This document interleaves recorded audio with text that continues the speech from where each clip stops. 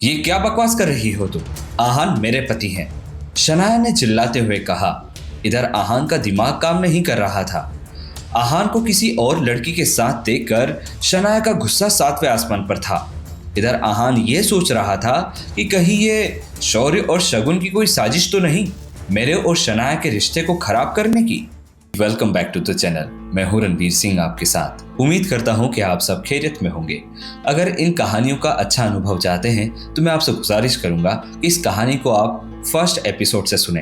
पिछले एपिसोड में मैंने आपको बताया था कि किस तरह से आहान और शनाया के बीच में नजदीकियां बढ़ चुकी हैं, दोनों के बीच में प्यार भी बढ़ चुका है और अब एक नई लड़की की एंट्री होती है। उसका नाम है निया। क्या इस लड़की के आने से कोई बदलाव होगा या आहान का बिहेवियर और चेंज हो जाएगा? आइए जानते हैं। निया बार बार आहान के पास जाने की कोशिश करती है और आहान उसे खुद से दूर धकेलता है। इसी बीच शनाया आती है और ये हंगामा खड़ा हो जाता है। ये सब चल रहा होता है और अचानक से निया बोलते बोलते एक ठहाका मारते हुए हंसने लगती है। उसकी हंसी देखकर आहान थोड़ा हैरान होता है, पर आहान को हैरानी तब होती है जब वो शनाया को भी हंसते हुए देखता है। शनाया अपनी हंसी को कंट्रोल करते हुए कहती है, सॉरी आहान, ये तो एक प्रैंक था। निया तो मेरी फ्रेंड है। इसका कहना था कि कोई भी ऐसा लड़का नहीं है जो इस पे फिसल ना चाहे, तो मैंने इसे तुम पर ही ट्राई करवा दिया, पर ये फेल हो गई है। Proud of you. शनाया की बातें सुनकर आहान थोड़ी ठंडी सांस लेता है और इन दोनों से कहता है, अरे तुम दोनों ने तो मेरी जान ही निकाल दी थी।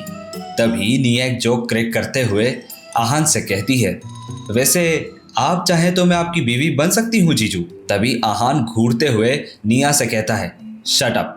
तीनों के बीच हंसी मजाक चल ही रही थी कि तभी निया के फोन पर कॉल आता है और वो बात करते हुए कहती है, ठीक है मैं अभी आ रही हूँ।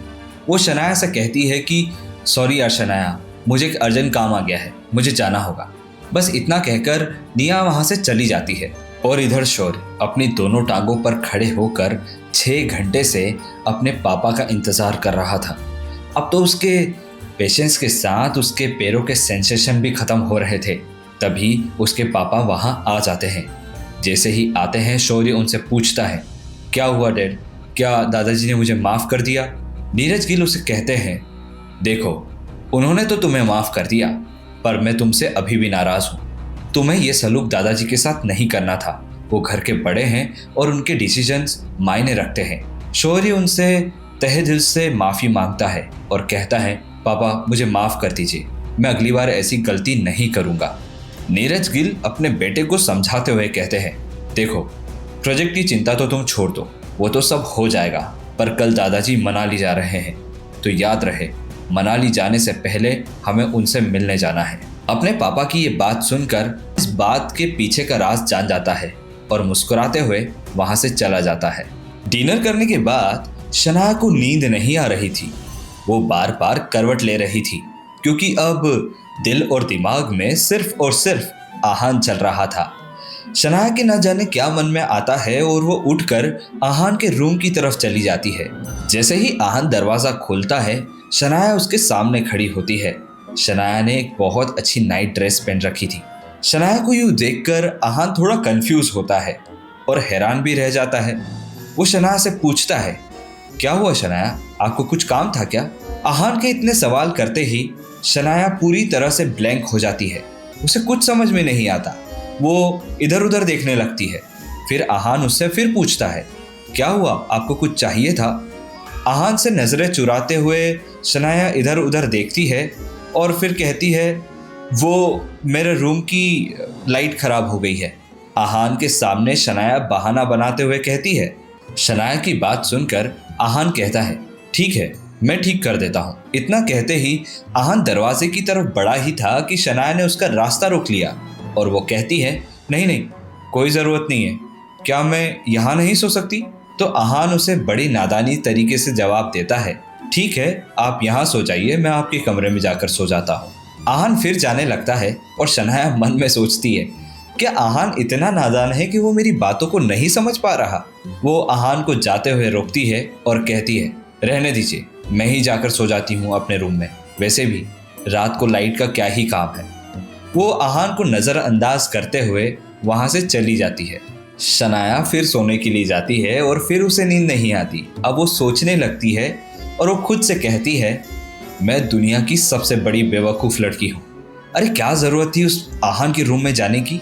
अब तो इतनी शर्म आ रही है कि सोच सोच कर नींद भी नहीं आ रही। पता नहीं क्या सोचकर मैं उसके रूम में चली गई थी।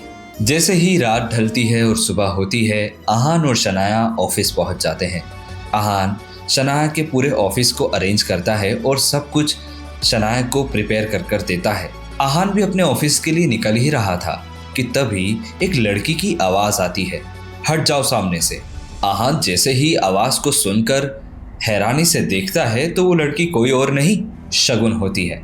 शगुन आहान को ताना मारते हुए कहती है, अरे आहान, आज तुम्हारे पास वो फरारी स्पोर्ट कार नहीं है?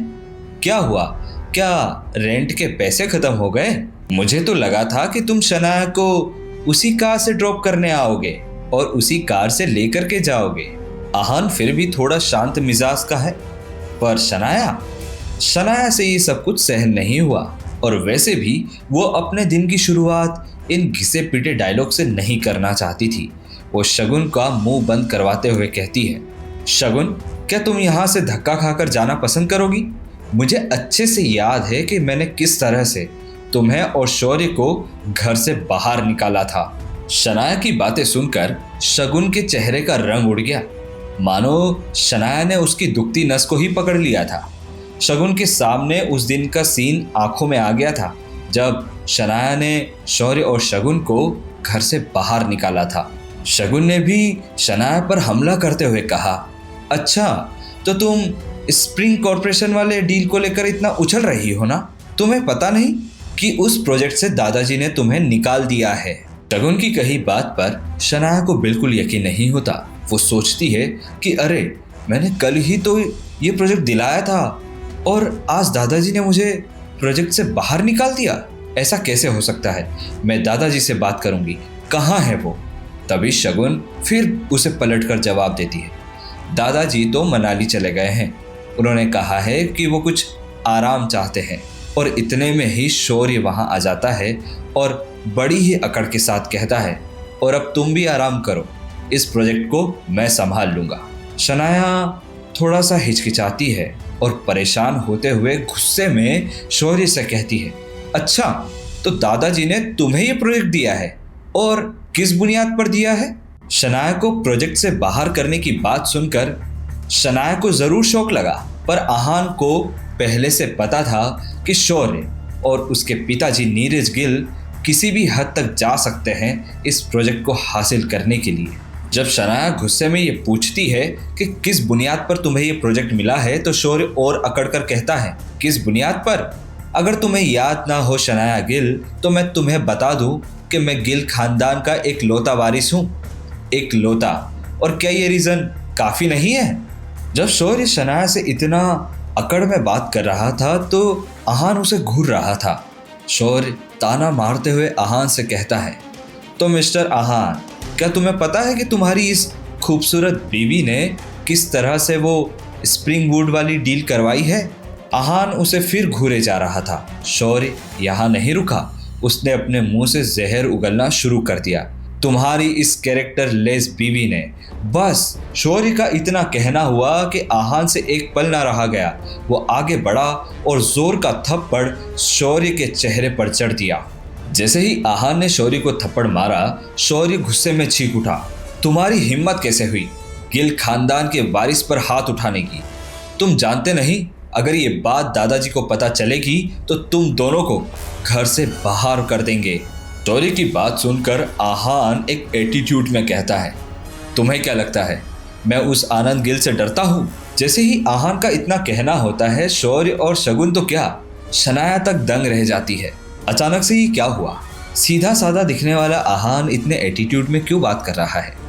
क्या पैसे और पावर ने आहान को बदल कर रख दिया है? और क्या ये बदलाव उसे शनाया के पास ले जाएगा या दूर? इन सभी सवालों के जवाब के साथ मैं रणवीर सिंह आपसे मिलूंगा नेक्स्ट एपिसोड में। तब तक रखिए अपना बहुत सारा ख्याल और मुझे दीजिए इजाज़त। और हाँ, चैनल को सब्सक्राइब करना ना भूलें।